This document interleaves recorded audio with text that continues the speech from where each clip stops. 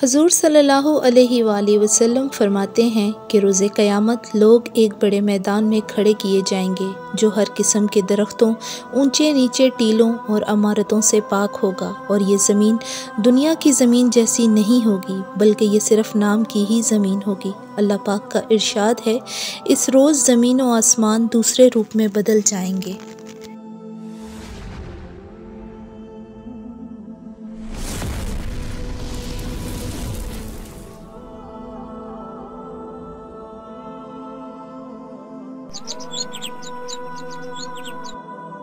بسم اللہ الرحمن الرحیم۔ معزز سامعین، السلام علیکم۔ آج میری ویڈیو کا عنوان ہے قیامت کا منظر۔ ویڈیو کے اینڈ تک بنے رہیے گا۔ اگر میری ویڈیو پسند آئے تو میرے چینل کو سبسکرائب کریں، لائک کریں اور شیئر کریں، شکریہ۔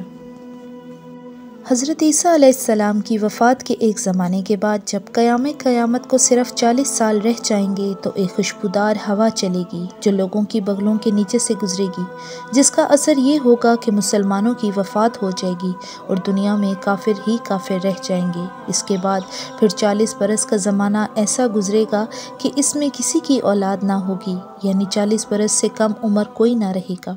دنیا میں صرف کافر ہی کافر رہیں گے، اللہ کہنے والا کوئی نہ ہوگا، اور لوگ اپنے اپنے کاموں میں مصروف ہوں گے کہ دفتن حضرت اسرافیل علیہ السلام کو سور پھونکنے کا حکم ہوگا۔ شروع میں اس کی آواز بہت باریک ہوگی، لیکن رفتہ رفتہ آواز بلند ہوتی جائے گی۔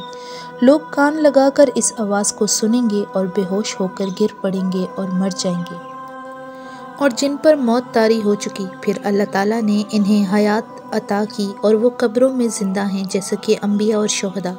ان پر اس سے بے ہوشی سی کیفیت طاری ہو جائے گی۔ جو عام لوگوں کی قبروں میں پڑے ہیں انہیں اس کا شعور بھی نہ ہوگا۔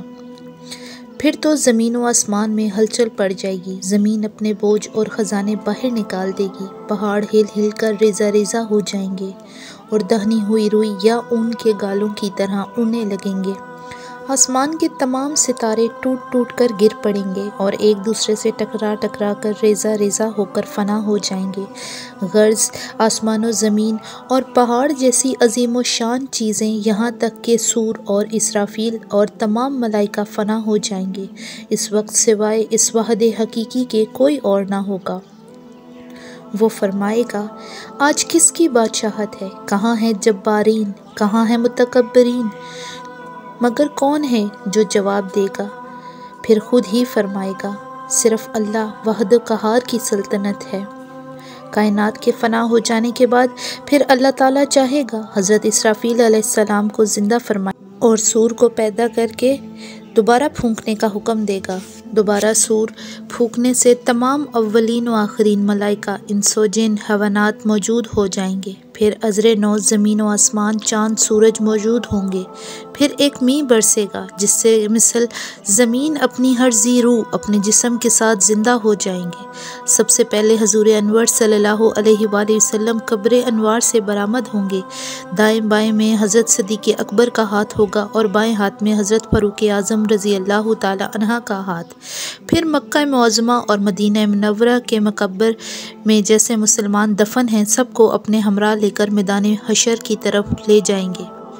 قیامت کے دن عام لوگ اپنی اپنی قبروں سے ننگے بدن ننگے پاؤں اٹھیں گے اور اس وقت محشر کے عجیب و غریب منظر کو حیرت زدہ ہو کر نگاہیں اٹھا اٹھا کر دیکھیں گے۔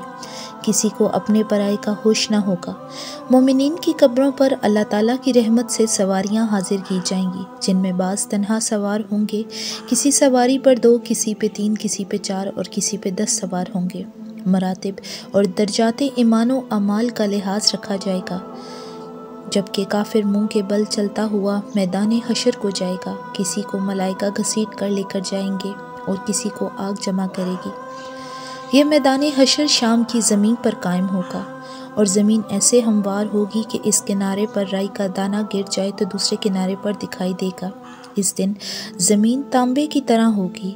آفتاب سروں کے بہت قریب بقدر 1 میل ہوگا۔ تپش اور گرمی سے بھیجے کھولتے ہوں گے اور اس کثرت سے پسینہ نکلے گا کہ 70 گز زمین میں جذب ہو جائے گا اور پھر اوپر چڑھے گا، کسی کے ٹخنوں تک ہوگا، کسی کے گھٹنوں تک، کسی کے کمر اور کسی کے سینے اور کسی کے گلے تک، اور کافر کے منہ تک چڑھ کر مثل لگام کے جکڑ جائے گا، جس میں وہ ڈبکیاں کھائے گا۔ زبانیں سوکھ کر کانٹا ہو جائیں گی اور دل ابل کر گلے تک آ جائیں گے، دہشت سے طاقت طاق ہوگی۔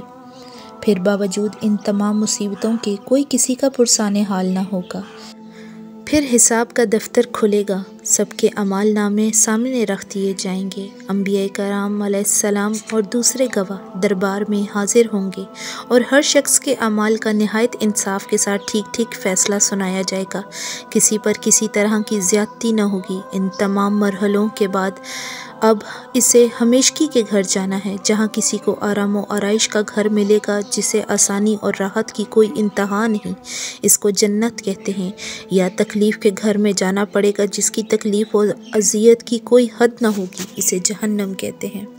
میدان حشر میں جہاں بھائی بھائی سے بھاگے گا، ماں باپ اولاد سے پیچھا چھڑائیں گے، بیوی بچے الگ جان چھڑائیں گے، اور ہر ایک اپنی اپنی مصیبت میں گرفتار ہوگا، اور اسی حالت میں قیامت کا دن کہ 50,000 برس کا ایک دن ہوگا، قریب قریب آدھے کے گزر جائے گا، کہ تمام مومنین اول و آخرین کے دلوں میں یہ بات قدرتاً پیدا ہوگی کہ جب انبیاء کرام دنیا میں حاجت روائی کا وسیلہ تھے تو یہاں بھی حاجت روائی انہی کے ذریعے ہوگی۔ چنانچہ یہ بات مشورے سے قرار پائے گی کہ ہم سب کو حضرت آدم علیہ السلام کے پاس چلنا چاہیے، گرتے پڑتے کس کس مشکل سے ان کے پاس حاضر ہوں گے اور ان کے فضائل بیان کر کے عرض کریں گے کہ آپ ہماری شفاعت کیجیے کہ اللہ تعالیٰ ان مصائب محشر سے ہمیں نجات دے۔ آپ فرمائیں گے آج مجھے اپنی جان کی فکر ہے، تم لوگ نوح علیہ السلام کی خدمت میں جاؤ۔ نوح علیہ السلام فرمائیں گے تم ابراہیم علیہ السلام کے پاس جاؤ، وہ حضرت موسیٰ علیہ السلام کے پاس، اور حضرت موسیٰ علیہ السلام حضرت عیسیٰ علیہ السلام کے پاس بھیجیں گے۔ وہ فرمائیں گے تم ان کے پاس جاؤ جو آج بے خوف ہیں اور تمام اولاد آدم کے سردار ہیں، وہ خاتم النبیین ہیں، وہ آج تمہاری شفاعت فرمائیں گے۔ حضرت عیسیٰ علیہ السلام کے فرمانے پر ٹھوکریں کھاتے، دہائیاں دیتے، بارگاہ بے کس بے پناہ حضرت سرور کونین صلی اللہ علیہ وآلہ وسلم کی خدمت میں حاضر ہو کر بہت سے فضائل بیان کر کے شفاعت کے لیے عرض کریں گے، تو حضور صلی اللہ علیہ وآلہ وسلم جواب میں ارشاد فرمائیں گے میں اس کام کے لیے ہوں، میں اس کام کو انجام دوں گا، میں ہی وہ ہوں جسے تم تمام جگہ ڈھونڈتے آئے ہو۔ یہ فرما کر بارگاہ عزت میں حاضر ہوں گے اور سجدہ کریں گے، ارشاد ہوگا اے محمد اپنا سر اٹھاؤ اور کہو تمہاری بات سنی جائے گی، اور مانگو جو کچھ مانگو گے ملے گا، اور شفاعت کرو تمہاری شفاعت مقبول ہے۔ پھر تو شفاعت کا سلسلہ شروع ہوگا۔ حضور اکرم صلی اللہ علیہ وآلہ وسلم کی شفاعت کئی قسم پر ہے۔ شفاعت کبریٰ یعنی حضور اقدس صلی اللہ علیہ وآلہ وسلم کی وہ شفاعت جو تمام مخلوق، مومن، کافر، فرما بردار و نافرمان، موافق و مخالف، اور دوست و دشمن سب کے لیے ہوگی، اور وہ انتظار حساب جو سخت جاں گزار ہوگا، جس کے لیے لوگ تمنائیں کریں گے کہ کاش جہنم میں پھینک دیے جاتے اور اس انتظار سے نجات پاتے، اس بلا سے چھٹکارا کافروں کو بھی حضور صلی اللہ علیہ وآلہ وسلم کی بدولت ملے گا۔ اس کا نام مقام محمود ہے، اور یہ مرتبہ شفاعت کبریٰ حضور صلی اللہ علیہ وآلہ وسلم کی خصائص سے ہے۔ بہتوں کو بلا حساب جنت میں داخل فرمائیں گے، بہت سے وہ ہوں گے جو مستحق جہنم ہو چکے ہوں گے، ان کو جہنم میں جانے سے روکیں گے، بعضوں کو شفاعت فرما کے جہنم سے نکالیں گے، بعضوں کے درجات بلند فرمائیں گے، بعضوں سے تخفیف عذاب فرمائیں گے، جن کی نیکیاں اور برائیاں برابر ہوں گی انہیں بہشت میں داخل فرمائیں گے، یہاں تک کہ جس کے دل میں رائی کے دانے کے برابر بھی کم ایمان ہوگا اس کے لیے شفاعت فرما کر جہنم سے نکالیں گے، یہاں تک کہ جو سچے دل سے مسلمان ہوا اگرچہ اس کے پاس کوئی نیک عمل نہیں ہے اسے بھی دوزخ سے نکال لیں گے۔ ہر قسم کی شفاعت حضور صلی اللہ علیہ وآلہ وسلم کے لیے ثابت ہے، بکثر آیات و احادیث اس میں وارد ہیں۔ کسی بھی قسم کی شفاعت کا انکار وہی کرے گا جو بد مذہب اور گمراہ ہے، اور قرآن کریم میں جس شفاعت کی نفی کی گئی ہے وہ بتوں اور کافروں کی شفاعت ہے، کیونکہ شفاعت مقربین کی ہو سکتی ہے نہ کہ مقربین کی۔ وہ تو خود عذاب الہی میں گرفتار ہے اور رہیں گے تو دوسروں کے لیے کیا کام آئیں گے۔ اللہ تعالیٰ نے جو حکم کافروں اور بتوں پر صادر فرمایا ہے وہ اس کے معجبوں اور مقرب بندوں پر لگانا اور یہ کہہ دینا کہ کسی کا وکیل تو سفارش نہیں، خدا اور رسول پر بہتان اور نئی شریعت کرنا ہے۔ شفاعت کے باب پر عقیدہ کا خلاصہ یہ ہے کہ اللہ تعالیٰ خالق و مالک و شہنشاہ حقیقی ہے، اس کو نہ کسی قسم کا لالچ ہے نہ ڈر ہے، نہ وہ کسی کے دباؤ میں ہے، نہ اس پر کسی کا دھونس یا زور چلتا ہے۔ اسی نے اپنی قدرت کاملہ اور حکمت بالغہ سے اپنے بندوں پر ان کے محبوب کو چن لیا اور اپنے محبوب کے سردار مدنی تاجدار احمد مختار صلی اللہ علیہ وآلہ وسلم کو کیا وہ باکمال بے نیازی اپنے کرم سے اپنے محبوبان کرام کی ناز برادری فرمایا۔ اسی نے اپنے محبوبوں کی عظمت و جلالت اور شان محبوبیت دکھانے اور ان کی شوکت و وحاجت ظاہر فرمانے کے لیے ان کو اپنے گنہگار بندوں کا شفیق بنایا اور انہیں منصب شفاعت عطا فرمایا، اور وہی اپنے کرم سے انبیاء، اولیاء، علماء و شہداء اور اہل شفاعت کی شفاعت قبول فرمائے گا۔ ہمیشہ یاد رکھیں کہ شفاعت کے معنی ہیں کسی شخص کو اپنے بڑے کے حضور میں اپنے چھوٹے کے لیے سفارش کرنا۔ شفاعت دھمکی، دباؤ یا کسی بات کو منوانے کو نہیں کہتے، اور نہ ہی شفاعت ڈر کر یا دب کر مانی جاتی ہے۔ تمام انبیاء کرام علیہ السلام اپنی اپنی امت کی شفاعت فرمائیں گے۔ اولیاء کرام، حافظ، حجاج اور ہر وہ شخص جسے کوئی منصب دینی ملا ہے کل بروز قیامت اپنے اپنے متعلقین کی شفاعت کریں گے، بلکہ نابالغ بچے جو مر گئے اپنے ماں باپ کی شفاعت کریں گے، بلکہ آتش دوزخ سے نجات پانے والے مسلمان اپنے ان بھائیوں کی رہائی کے لیے جو آتش دوزخ میں ہوں گے اللہ تعالیٰ کے حضور شفاعت و سوال میں مبالغہ کریں گے، اور اللہ تعالیٰ سے اذن پا کر مسلمانوں کی کثیر تعداد کو پہچان پہچان کر دوزخ سے نکالیں گے، یہاں تک کہ علماء کے پاس کچھ لوگ آ کر عرض کریں گے ہم نے آپ کے لیے وضو کے لیے فلاں وقت پانی بھرا تھا، اور علماء کرام ان تک کی شفاعت کریں گے۔ اللہ اللہ، یہ ہے کرم خداوندی کے ناز برادری اور شفاعت محبوبان الہی کے جلوہ ترازی۔ اعمال نامہ ہمارے تمام اچھے برے اعمال کا مکمل ریکارڈ ہے۔ قیامت کے دن ہر شخص کا اعمال نامہ اسے دیا جائے گا، نیکوں کے دائیں ہاتھ میں، بروں کے بائیں ہاتھ میں، اور کافر کا سینہ توڑ کر اس کے بائیں ہاتھ اس کے پشت پشت نکال کر پیٹھ کے پیچھے دیا جائے گا۔ خود پڑھ کر فیصلہ کر لے کہ جو کام عمر بھر کیے تھے کوئی رہا تو نہیں یا زیادہ تو نہیں لکھا گیا۔ ہر آدمی اس وقت یقین کرے گا کہ ذرہ ذرہ بلا کم و کاست اس میں موجود ہے۔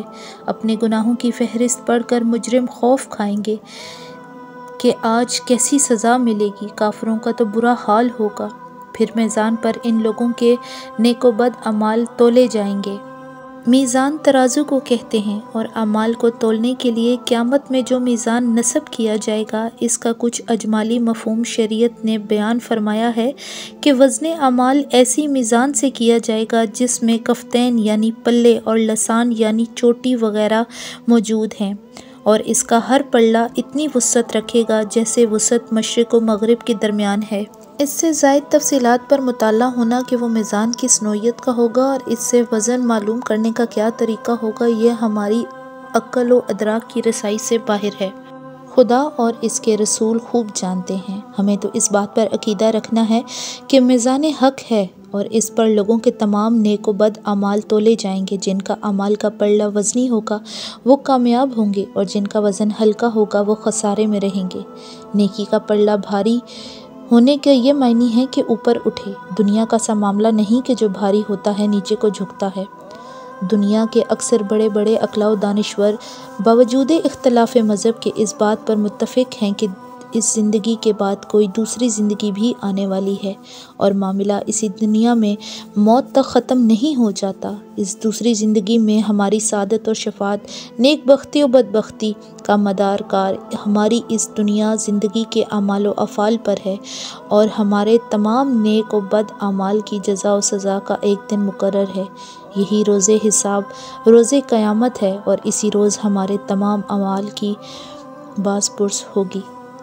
پل صراط حق ہے۔ یہ ایک پل ہے جسے پشت جہنم پر دوزخ کے اوپر نصب کیا جائے گا، بال سے زیادہ باریک اور تلوار سے زیادہ تیز ہوگا۔ جنت میں جانے کا یہی ایک راستہ ہے، سب کو اس پر سے گزرنا ہے۔ اپنے اپنے اعمال کے مطابق پل صراط سے گزرنے میں لوگوں کی حالتیں جداگانہ ہوں گی۔ جس مرتبے و مقام کا آدمی ہوگا اس کے لیے ایسی ہی آسانی یا دشواری ہوگی۔ نیکوکاروں میں بعض تو اس تیزی سے گزر جائیں گے جیسے بجلی کی تیزی سے ہوتے ہیں، ابھی غائب ہو گئے، ابھی ادھر تھے، ابھی ادھر پہنچ گئے۔